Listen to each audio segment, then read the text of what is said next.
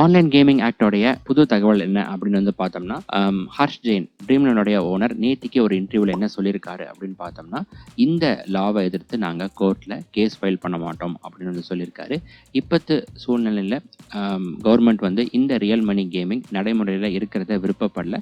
So அதை நாங்கள் வந்து மதிக்கிறோம் அப்படின்னு வந்து சொல்லியிருக்காரு. இந்த லாவை எதிர்த்து கேஸ் ஃபைல் பண்ணி டைம் வேஸ்ட் பண்ண விரும்பலை. அதுக்கு பதிலாக வந்து பார்த்திங்கன்னா, இந்த கேமிங்கை எப்படி அடுத்த லெவலுக்கு எடுத்துகிட்டு போகலாம் அப்படின்னு நாங்கள் பிளான் பண்ண போகிறோம் அப்படிங்கிற மாதிரி சொல்லியிருக்காரு. அதுக்கப்புறம் முக்கியமாக என்ன மென்ஷன் பண்ணியிருக்காரு அப்படின்னு வந்து பார்த்தோம்னா, ஃபியூச்சரில் ஒருவேளை இந்த லாவில் ஏதாவது மாற்றங்கள் கொண்டு வந்து ரியல் மணி கேமிங்கை கவர்மெண்ட் அலோவ் பண்ணாங்க அப்படிங்கும்போது தாராளமாக நாங்கள் வந்து மறுபடியும் இந்த ரியல் மணி கேமிங்க்கு திரும்பி வருவோம் அப்படின்னு வந்து மென்ஷன் பண்ணியிருக்காரு. என்னதான் ட்ரீம்11 வந்து கோர்ட்டில் கேஸ் ஃபைல் பண்ணல அப்படின்னாலும், all India gaming federation and federation of Indian fantasy sports இவங்க வந்து கோர்ட்டில் கேஸ் ஃபைல் பண்ணுறதா முடிவு பண்ணியிருக்காங்க.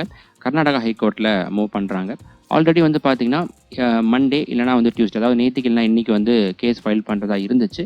பட் அங்கே வந்து ஃபெஸ்டிவல் லீவ் அப்படிங்கிறனால வந்து பார்த்திங்கன்னா இந்த வீக் எண்ட் மோஸ்ட்லி பார்த்தோம்னா தேர்ஸ்டே வந்து ஃபைல் பண்ணுறதுக்கான வாய்ப்புகள் அதிகமாக இருக்குது. ஃபேண்டசி ஸ்போர்ட்ஸில் நம்பர் 1 இருக்கக்கூடிய ட்ரீம்11 இவங்க கூட இல்லாதது மேஜர் செட்பேக்காக தான் பார்க்கப்படுது. இருந்தாலும் மற்ற ஃபேண்டசி ஆப்ஸ், சின்ன சின்ன ஃபேண்டசி ஆப்ஸ்லாம் இவங்களுக்கு உறுதுணையாக தான், ஃபெடரேஷனுக்கு உறுதுணையாக தான் இருக்காங்க.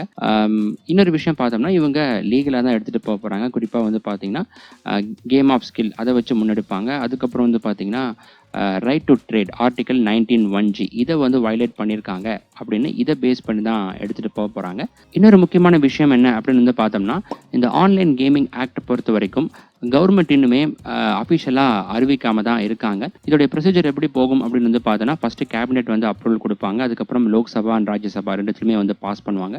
அதுக்கப்புறம் வந்து பார்த்தீங்கன்னா பிரசிடென்ட் வந்து அப்ரூவல் கொடுப்பாங்க. பிரசிடென்ட் அப்ரூவல் கொடுத்ததுக்கப்புறம் வந்து பார்த்தீங்கன்னா அந்த பில் வந்து ஆக்டாக மாறிடும். அதுக்கப்புறம் அதை வந்து கெசட்டில் பதிவு செய்வாங்க. இதோட வந்து பார்த்தீங்கன்னா 90% முடிஞ்சிருச்சு. மீதி வந்து பார்த்தீங்க அப்படின்னா கவர்மெண்ட் இந்த ஆக்ட் வந்து இந்த நாள்லேருந்து நம்ம நாட்டில் நடைமுறைக்கு வருது அப்படின்னு வந்து அறிவிக்கணும். அது இன்னுமே வந்து அறிவிக்காமல் தான் இருக்காங்க.